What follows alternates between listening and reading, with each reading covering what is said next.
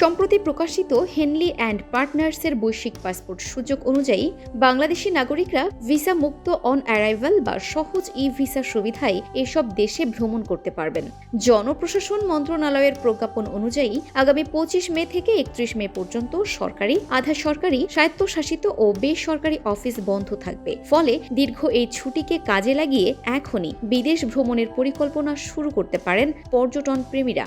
বাংলাদেশিদের জন্য সহজ ভ্রমণ সুবিধা থাকা দেশগুলোর মধ্যে রয়েছে মালদ্বীপ, Jamaica, Kenya, Barbados, Bhutan, British Virgin দ্বীপপুঞ্জ, বুরুন্ডি, কম্বোডিয়া, কেপ ভাদ্রে দ্বীপপুঞ্জ, কোমোরোস, কুক দ্বীপপুঞ্জ, Djibouti, Dominica, Fiji, Grenada, Guinea Bissau, Haiti, Kiribati, Madagascar, Micronesia ও মন্টোসেরাট। এছাড়া তালিকায় রয়েছে Nepal, Niue, Rwanda, Samoa, Seychelles, Sierra Leone, Sri Lanka, Saint Kitts and Nevis, Saint Vincent and the Grenadines, Bahamas, Gambia, Timor Leste, Trinidad ও Tobago, Tuvalu এবং Vanuatu.